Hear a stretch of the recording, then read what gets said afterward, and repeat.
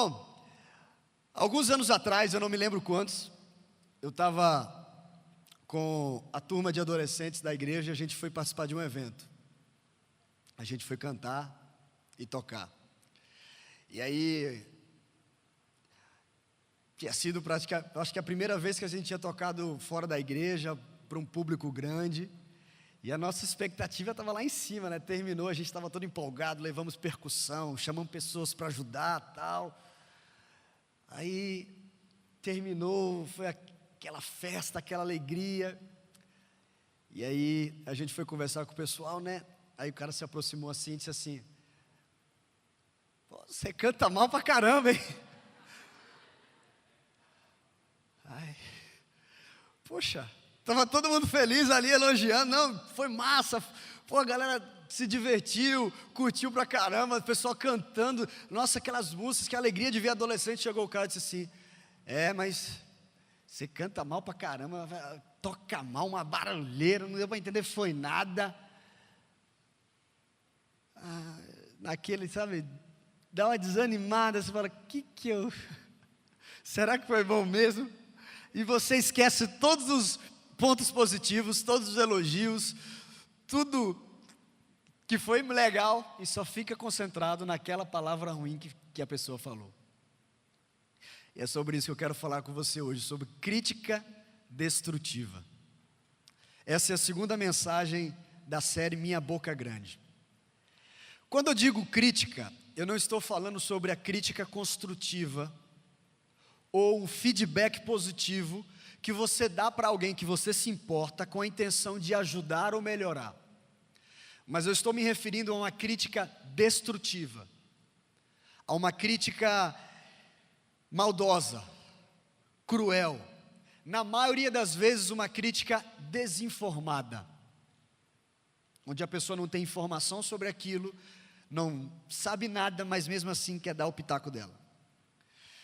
Cuidado com a crítica que visa ferir você, com a crítica que visa rebaixar você, destruir você. Não vá atrás dessa crítica, não vá nas redes sociais atrás dessa crítica, mas a crítica que vai te ajudar a melhorar, a construir algo na sua vida, a trazer de volta algo para você, a te levar para mais perto de Deus, a que vem de uma pessoa que sempre esteve ao seu lado, que se importa com você, que conhece você, mas que naquele momento está dando uma crítica que visa melhorar você, essa dê valor. Você pode estar pensando agora, né? Por que a minha mãe não veio para o culto hoje? Por que o meu professor não é crente na minha igreja e veio aqui? Porque ele só sabe me criticar. Por que meu patrão? Eu já sei, eu vou pegar o link dessa mensagem e vou compartilhar com ele. Ou se todo mundo fosse crente assim, né?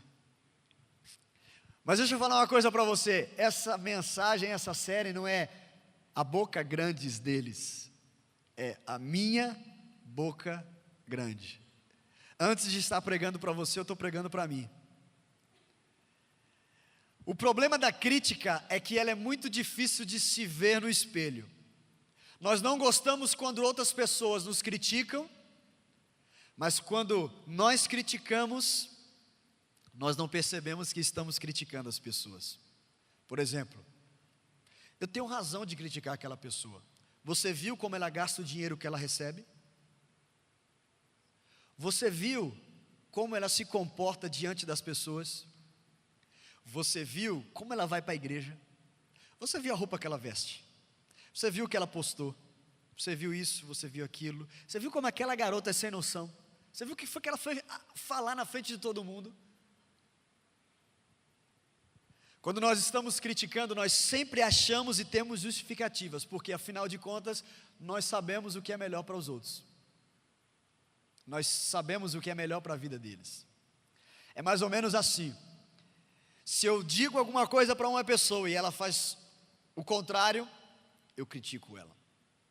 Eu quero ler com você um texto da Bíblia muito conhecido. Se você é ou não cristão, se você cresceu ou não na igreja, certamente você já ouviu falar desse texto.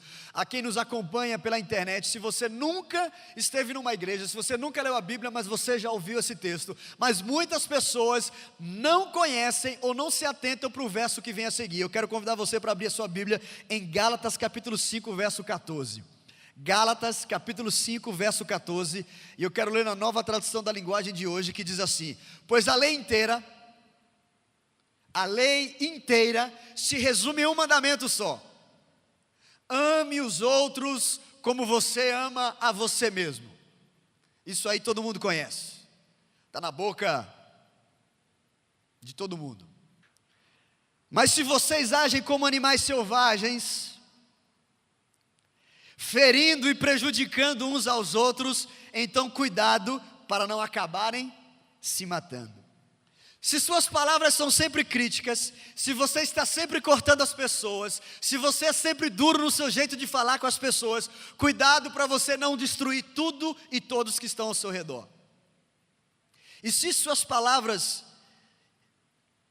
estão quebrando relacionamentos, afastando amigos e amigas de você, e se o seu jeito crítico de ver a vida e de ser está fazendo você perder oportunidades de falar do amor e da bondade de Deus no local que você trabalha, porque todo mundo conhece você como chato, como crítico. Há outro texto na Bíblia que diz assim, Provérbios capítulo 12, verso 18: há palavras que ferem como espada, mas a língua dos sábios traz a cura. Há palavras que ferem como espada, mas a língua dos sábios traz a cura.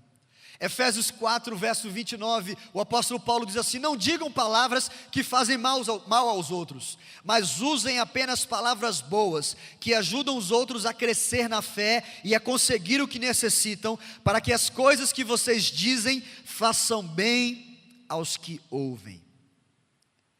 Que as palavras que saem da sua boca não prejudiquem as pessoas, não faça mal a elas, mas usem palavras boas, palavras que ajudam, palavras que fazem o quê? Ajudam a crescer na fé. Nem sempre as nossas palavras vão ser agradáveis, mas elas podem ser verdadeiras, boas e ajudar as pessoas a crescerem, a se aproximarem de Deus e a crescerem na fé. O texto continua dizendo: para que as coisas que vocês digam ou façam seja boa para aqueles que ouvem.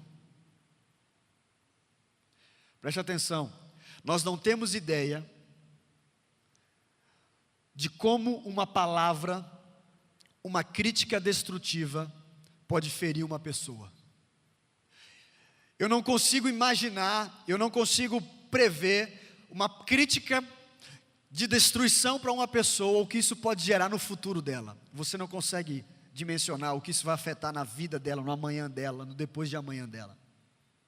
Por outro lado, nós também não temos ideia de como Deus pode usar uma única palavra de encorajamento para abençoar alguém.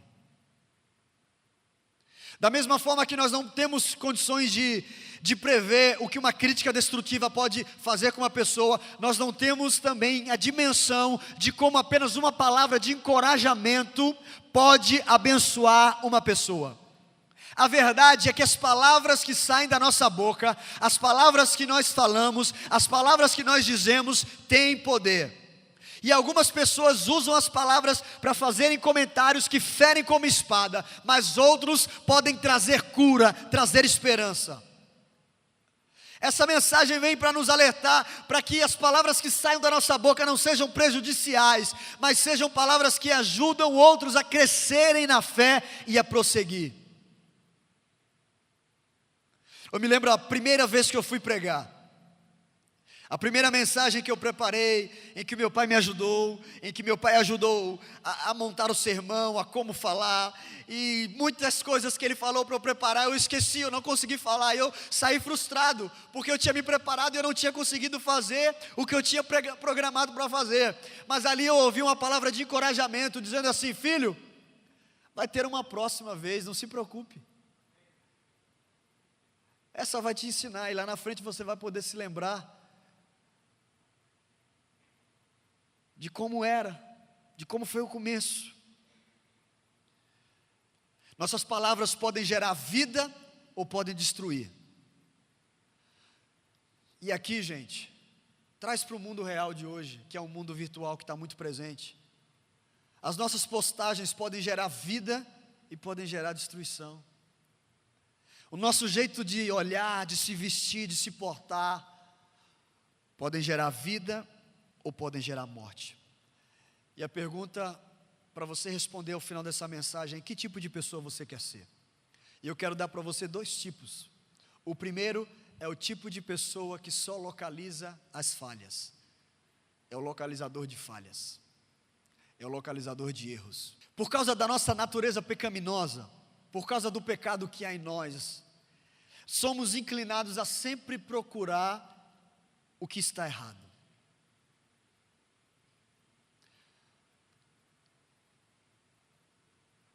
É impressionante quando eu paro e sento. Eu não gosto do jeito que aquela pessoa fala.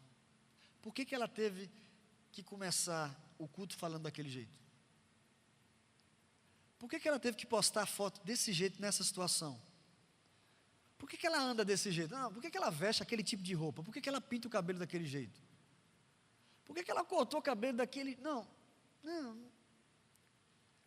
O localizador de erro é fácil. Isso eu não estou falando de você, de mim. Se eu parar, eu vou ver o erro em um, vou ver o erro em outro, em mim, em tudo, e vou parar e só reclamar, e só criticar. Agora, enquanto localizadores de erros e de falhas, sabe com quem nós parecemos? Com os fariseus. Porque era exatamente isso que os fariseus faziam. E o pior, a gente não se parece apenas com os fariseus, a gente se parece com o próprio diabo. Porque é isso que ele é, um acusador. É o que Apocalipse capítulo 12, verso 10 nos diz sobre Satanás, o acusador. Encontrar a falha e acusar. Os fariseus fizeram isso muito bem. É isso que o diabo gosta de fazer, e a verdade é que muitas vezes nós fazemos isso. Aliás, diariamente. E geralmente nós criticamos por algumas razões. Primeiro, nós criticamos por orgulho. Achamos que somos mais inteligentes, mais experientes e mais maduros do que outros.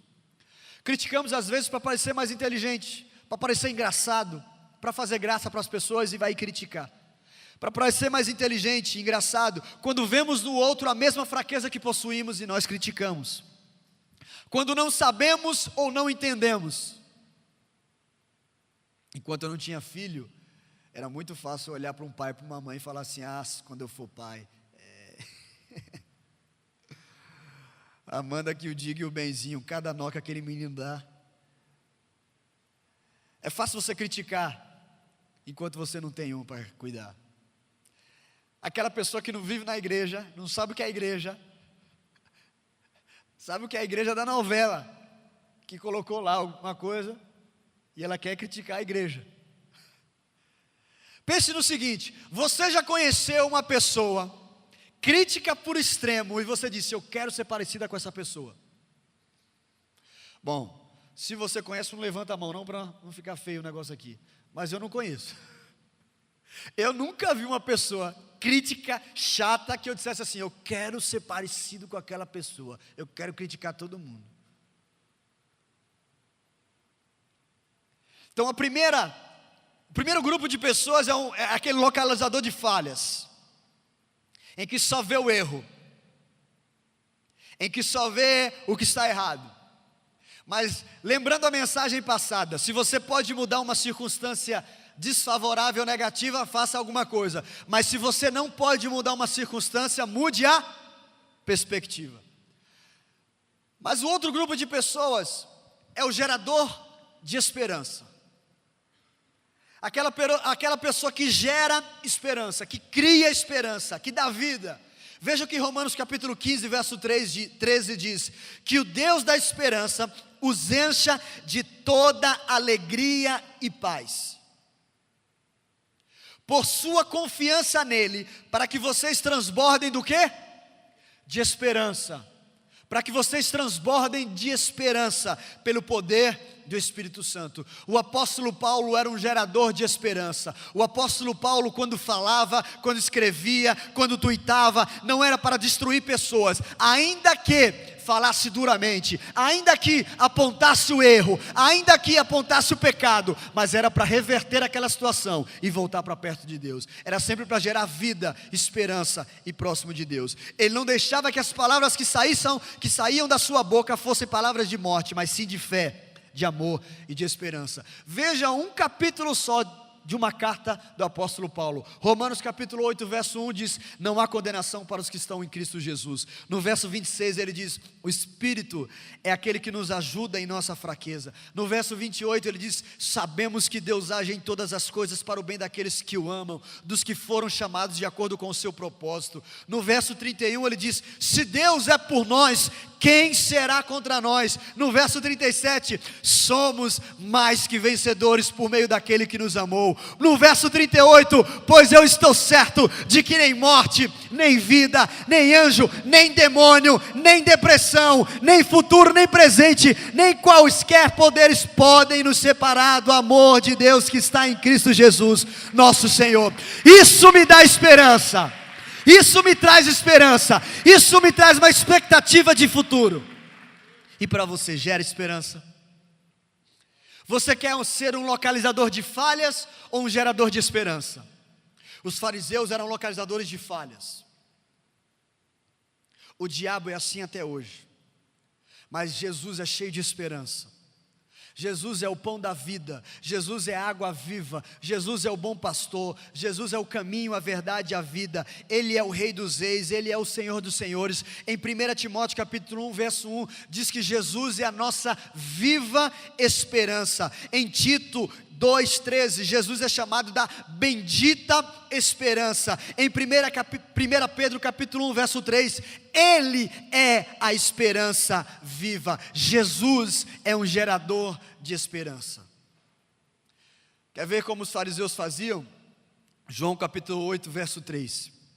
Os mestres da lei e os fariseus trouxeram uma mulher surpreendida em um adultério.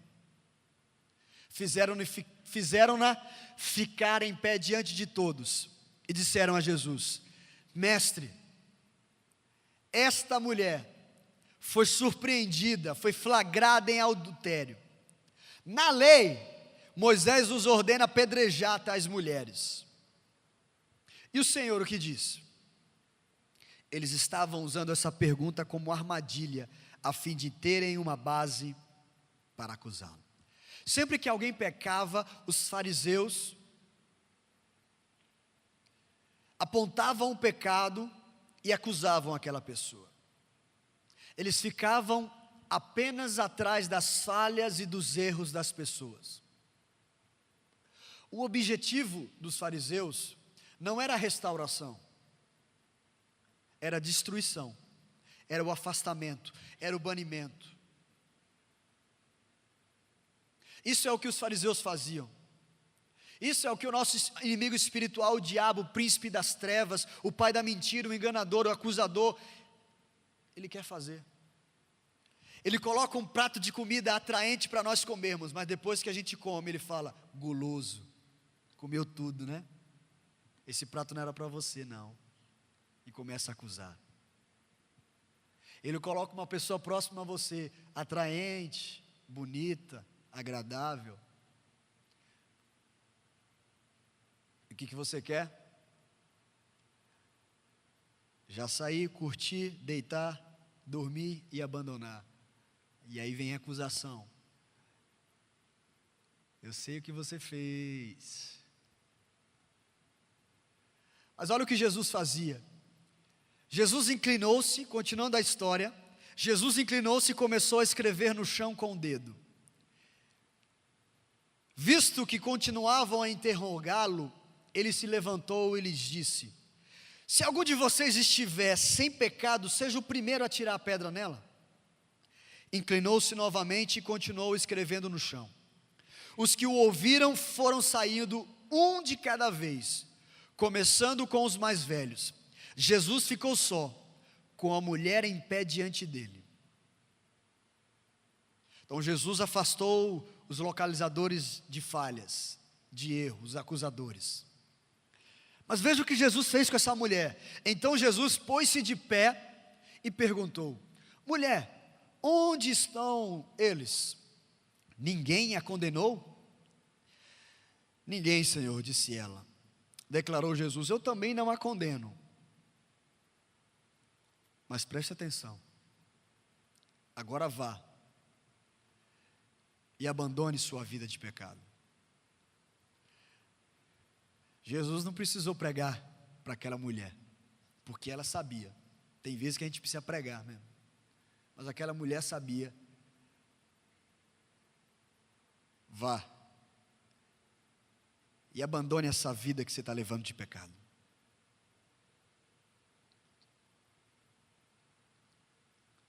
Nós gostamos do que Jesus faz, de afastar de nós os acusadores, ou do que Jesus fez. Mas quando é para nós abandonarmos a nossa vida de pecado, nós fingimos que não lemos, nós fingimos que não é com a gente, nós fingimos que não sabemos disso.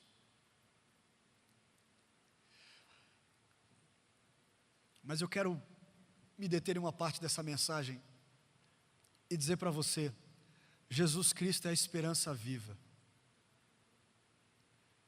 Jesus é a única esperança. Jesus é a esperança do mundo. Jesus é a resposta do mundo. Jesus é o que todo homem e toda mulher precisa. Isso é o que é dito há muitos e muitos anos e não vai mudar. Jesus é a esperança do mundo.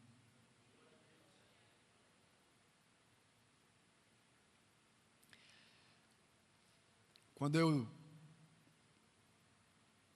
estava perto de me casar com a Amanda, eu precisava contar algumas verdades para ela a meu respeito que me acusavam diariamente. E eu treinava, ensaiava, sabe, passava um dia e não conseguia, torcia para aquele pensamento ir embora, mas às vezes passava e no outro dia vinha. Até que o dia que eu consegui conversar com ela e dizer para ela: aquilo não deixou a Amanda feliz, mas eu percebi a mulher que eu esperava me casar e que naquele momento me deu palavras de encorajamento e de esperança, acreditando e confiando em mim. Desde aquele dia até hoje, nós estamos há quase 5 anos casados. Nenhum dia sequer, de lá para cá, ela veio me acusar daquilo que eu confessei para Deus e diante dela. Naquele dia ela me deu uma palavra de encorajamento que me fez buscar a transformação e me livrar daquela memória que tanto me aprisionava e me acusava. Nós não temos ideias de como palavras de encorajamento podem mudar aquilo que está por vir na nossa vida. Você não tem ideia de como as palavras que saem da sua boca podem ajudar uma pessoa, podem dar esperança a uma pessoa, podem dar expectativa a uma pessoa, podem ser a força para uma pessoa mudar aquela circunstância. E cuidado,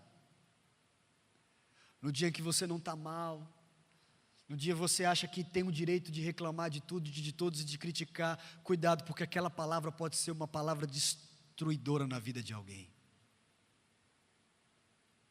Como eu disse no início da mensagem, eu não estou pregando somente para você, eu estou pregando para mim. Essa série, antes de desafiar você, está desafiando a mim, na esfera de reclamação e agora num lado crítico, onde eu preciso vigiar todos os dias. Senão eu vou passar o meu dia criticando pessoas, criticando atitudes, criticando ministérios, criticando ovelhas, criticando pastores, criticando todo mundo e até mesmo criticando